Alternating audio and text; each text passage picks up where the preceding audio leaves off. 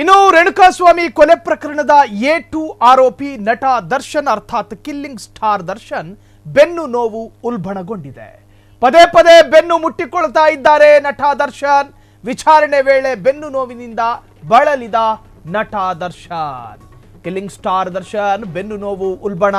ಪದೇ ಪದೇ ಬೆನ್ನು ಮುಟ್ಟಿಕೊಳ್ತಿದ್ದ ನಟ ದರ್ಶನ್ ಈ ಹಿಂದೆಯೂ ಕೂಡ ಸಾಕಷ್ಟು ಬಾರಿ ಬೆನ್ನನ್ನ ಮುಟ್ಕೊಂಡು ಬೇಲ್ ತಗೊಂಡ್ರು. ಸೊ ಈ ಬಾರಿಯೂ ಕೂಡ ಬೆನ್ನು ಮುಟ್ಟಿದ ಮಾತ್ರಕ್ಕೆ ಬೇಲು ಸಿಗುತ್ತಾ ಅಂತ ಕೇಳಿದ್ರೆ ಕಷ್ಟ. ಹಿಂದೆಯೂ ಬೆನ್ನು ನೋವಿನಿಂದ ಬಳಲ್ತಾ ಇದ್ರು. ಬೆನ್ನು ನೋವಿನ ಕಾರಣಕ್ಕೆ ಬೇಲ್ ಪಡೆದಿದ್ದ ದರ್ಶನ್, ಆದರೆ ಸರ್ಜರಿ ಮಾಡಿಸಿಕೊಳ್ಳದೆ ದರ್ಶನ್ ಎಡವಟ್ಟನ್ನ ಮಾಡಿಕೊಂಡ್ರು. ಇದೇ ಕಾರಣಕ್ಕೆ ದರ್ಶನ್ ಬೇಲು ರದ್ದು ಮಾಡಿದ್ದ ಸುಪ್ರೀಂ ಕೋರ್ಟ್. ಇದೀಗ ಮತ್ತೆ ದರ್ಶನ್ ರಲ್ಲಿ ಮರುಕಳಿಸಿದ ಬೆನ್ನು ನೋವು ಇದು ಸತ್ಯಾನ ಸುಳ್ಳ ಅನ್ನೋ ಪ್ರಶ್ನೆಗಳು ಉದ್ಭವಗೊಳ್ಳುತ್ತೆ. ಇದು ದರ್ಶನ್ ಅಭಿಮಾನಿಗಳಿಗೆ ನಿಜಕ್ಕೂ ಶಾಕಿಂಗ್ ಸುದ್ದಿ. ಕಿಲ್ಲಿಂಗ್ ಸ್ಟಾರ್ ದರ್ಶನ್ ಬೆನ್ನು ನೋವು ತೀವ್ರ. ಪದೇ ಪದೇ ಬೆನ್ನು ನೋವು ಮುಟ್ಟಿಕೊಳ್ತಾ ಇದ್ದ ನಟ ದರ್ಶನ್. ನಿಮಗೆ ಶೀತ ನೆಗಡಿ ಆದ್ರೆ ಶೀತ ನೆಗಡಿಗೆ ಮಾತ್ರ ತಗೋಬೇಕು, ನೀವು ಶುಗರಿಗೆ ಮಾತ್ರ ತಗೊಳ್ಳೋದಲ್ಲ. ಈ ಹಿಂದೆ ಬೆನ್ನು ನೋವು ಅಂತ ಹೇಳಿ ಜಾಮೀನು ಪಡ್ಕೊಂಡು ಹೊರಗೆ ಹೋಗಿದ್ರಿ. BJS ಆಸ್ಪತ್ರೆಯಲ್ಲಿ 2 ದಿನ ಇದ್ರಿ. ಸರ್ಜರಿ ಮಾಡ್ಕೋಬೇಕಿತ್ತಲ್ಲ.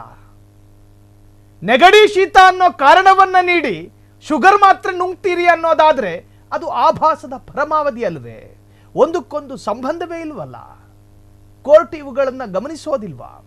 ಸರಿ, ಬೇಲ್ ತಗೊಂಡ್ರಿ, BJS ನಲ್ಲಿ ಟ್ರೀಟ್ಮೆಂಟ್ ಪಡ್ಕೊಳ್ಳದಲೆ, ಬೆನ್ನಿಗೆ ಕತ್ತರಿ ಹಾಕಿಸಿಕೊಳ್ಳದೆ ಶೂಟಿಂಗ್ ನಲ್ಲಿ ಪಾಲ್ಗೊಂಡ್ರಿ, ಓಕೆ ಅಲ್ರಯ್ಯ.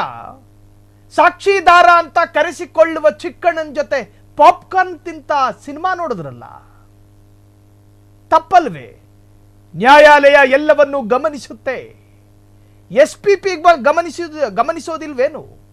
ಪಬ್ಲಿಕ್ ಪ್ರಾಸಿಕ್ಯೂಷನ್ ಈ ಪ್ರಕರಣದಲ್ಲಿ ಪ್ರತ್ಯೇಕವಾದ ಆಸಕ್ತಿಯನ್ನ ವಹಿಸಿದೆ ಅನ್ನೋ ಪರಿಜ್ಞಾನ ಬೇಡವೆ? ಕಾನೂನಿನಲ್ಲಿ ಅತಿ ಬುದ್ಧಿವಂತಿಕೆ ವರ್ಕೌಟ್ ಆಗಲಾರದು ಅನ್ನೋದಕ್ಕೆ ಇದೊಂದು ನಿದರ್ಶನ. ಬುದ್ಧಿವಂತಿಕೆ ಕೆಲವೊಮ್ಮೆ ವರ್ಕೌಟ್ ಆಗುತ್ತೆ. ಕಾನೂನು ಕಂಟಕದಿಂದ ಪಾರಾಗೋದಕ್ಕೆ ಕೆಲವೊಮ್ಮೆ ಬುದ್ಧಿವಂತಿಕೆಯು ಕೂಡ ವರ್ಕೌಟ್ ಆಗುತ್ತೆ. ಆದರೆ ದರ್ಶನ್ ಪ್ರಕರಣದಲ್ಲಿ ವರ್ಕೌಟ್ ಆಗಲಿಲ್ಲ. ದರ್ಶನ್ ಏನು ನಿರಕ್ಷಕ ಕುಕ್ಷಿ, ಏನು ಓದು ಬರಹ ಗೊತ್ತಿಲ್ಲದಲೇ ಇರೋರು ಅಲ್ಲ, ಎಲ್ಲವೂ ಗೊತ್ತಿದೆ. ಅಡ್ವೊಕೇಟ್ ಇದ್ದಾರೆ. ಸಲಹೆಗಳು ಸರಿಯಾಗಿ ಸಿಗದೇ ಇದ್ದ ಕಾರಣ ಸಾಕ್ಷಿದಾರನ ಜೊತೆ ಕೂತ್ಕೊಂಡು ಮಾತನಾಡುವ ಪರಿಸ್ಥಿತಿ ಬಂದಿತ್ತು ನಟ ದರ್ಶನ್ಗೆ. ಅವರಲ್ಲಿ ಎದ್ದು ಕಾಣ್ತಾ ಇದ್ದ ನಿರಾತಂಕ ಮತ್ತು ನಿರ್ಭಯ SPPಯ ಕಣ್ಣು ಕುಕ್ಕಿತ್ತು. ಐಷಾರಾಮಿ ಥಿಯೇಟರ್ನಲ್ಲಿ ಬಟನ್ ಒತ್ತಿದಾಗ ಕೆಳಗೆ ಬಾಗುವ ಚೇರ್ನಲ್ಲಿ ಕೂತ್ಕೊಂಡು ಬಲಗೈಯಲ್ಲಿ ಪಾಪ್ಕಾರ್ನ್ ಪಾಕೆಟ್ಟು, ಎಡಗಡೆ ನಿಂತ್ಕೊಂಡವನು ಅವನು ಪುಣ್ಯಾತ್ಮ. ಯಾರು? ಸಾಕ್ಷಿದಾರ. ಈ ಪ್ರಕರಣದ ವಿಟ್ನೆಸ್ ಹತ್ತಿರಕ್ಕೂ ಸುಳಿಬಾರದು ಅನ್ನೋ ನಿಯಮ ಇದಾವ್ರಿ. ಆತನ ಜೊತೆ ಫೋನ್ ಕಾಲಲ್ಲಿ ಮಾತನಾಡೋದು ಬಿಡಿ, ರೆಕಾರ್ಡ್ ಆಗದ ವಾಟ್ಸಾಪ್ ಕಾಲಲ್ಲೂ ಕೂಡ ಮಾತನಾಡಕೂಡದು, ಕಾನೂನು ಹೇಳುತ್ತೆ.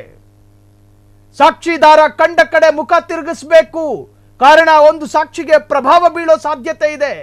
ಮಚ ಮಾಮ್ಸ್ ನೋಡ್ಕೊಳ್ಳೋಣ ಬಿಡಯ್ಯ, ಸ್ವಲ್ಪ ನಂಪರ ಮಾತನಾಡುವಂತ ಹೇಳಬಹುದಾದ ಸಾಧ್ಯತೆಗಳಿದಾವೆ ಅನ್ನೋ ಕಾರಣಕ್ಕೆ ಕಾನೂನಿನಲ್ಲಿ ಕೆಲ ರೀತಿ ರಿವಾಜ್ಗಳಿರೋದು. ಒಂದು ಪ್ರಕರಣದ ವಿಟ್ನೆಸ್ ಎಂದು ಕನ್ಸಿಡರ್ ಆದ ಮೇಲೆ ಆ ಪ್ರಕರಣದ ಆರೋಪಿ ಸಾಕ್ಷಿದಾರನ ಹತ್ತಿರ ಸುಳಿಯುವ ಹಾಗಿಲ್ಲ. ಸಾಕ್ಷಿದಾರನ ಹತ್ತಿರ ನ್ಯಾಯಾಲಯದ ಅನುಮತಿ ಇಲ್ಲದೆ, ಮ್ಯಾಜಿಸ್ಟ್ರೇಟ್ ಅನುಮತಿ ಕೊಡದೆ ಆತನ ಸಂಪರ್ಕಕ್ಕೂ ಹೋಗಬಾರದು. ಅದರಲ್ಲೂ ದರ್ಶನ್ ಪಕ್ಕದಲ್ಲಿ ಉಚ್ಕೊಂಡು ಕೂತ್ಕೊಂಡು ಪಾಪ್ಕಾರ್ನ್ ತಿಂದೆದ್ದು ಬಂದರು. ಇವೆಲ್ಲವೂ ಕೂಡ SPPಯ ಕಣ್ಣು ಕುಕ್ಕಿತಾತ್ SPP ವಾದಕ್ಕೆ ಮನ್ನಣೆ ಸಿಕ್ಕಿರಬಹುದು.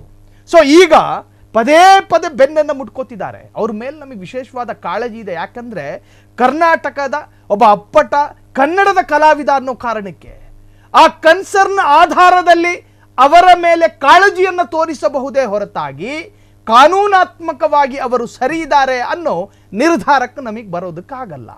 ಕಾರಣ ಮಾಡ್ಕೊಂಡಿರೋ ಪ್ರಮಾದ ಆ ತರಹದ್ದು. ಪಟ್ಟಣಗೆರೆ ಶೆಡ್ಡಿಗೆ ಹೋಗುವ ಬದಲು A2B ಕೆಫೆಗೆ ಹೋಗಿ ಕಾಫಿ ಕುಡ್ಕ ಬಂದಿದ್ರು, ಇವತ್ತಿಗೆ ಹೀರೋ ಅಂತ ಹೇಳ್ತಿದ್ವಿ.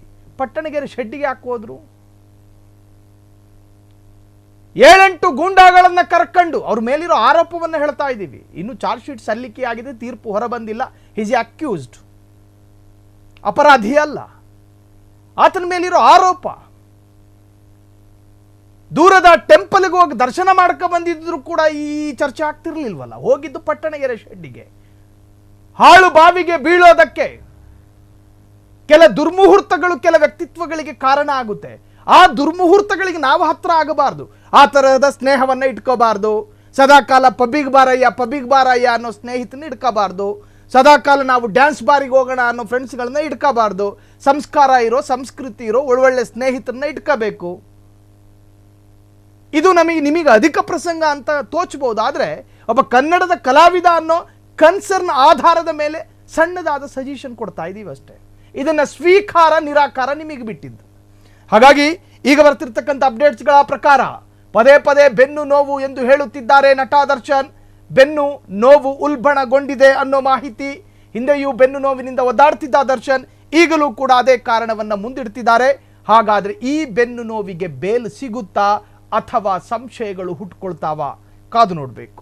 ಕ್ಷಣ ಕ್ಷಣದ ಸುದ್ದಿಗಳಿಗಾಗಿ ಫ್ರೀಡಂ ಟಿವಿ ಸಬ್ಸ್ಕ್ರೈಬ್ ಮಾಡಿ, ಲೈಕ್ ಮಾಡಿ ಹಾಗೂ ಫಾಲೋ ಮಾಡಿ.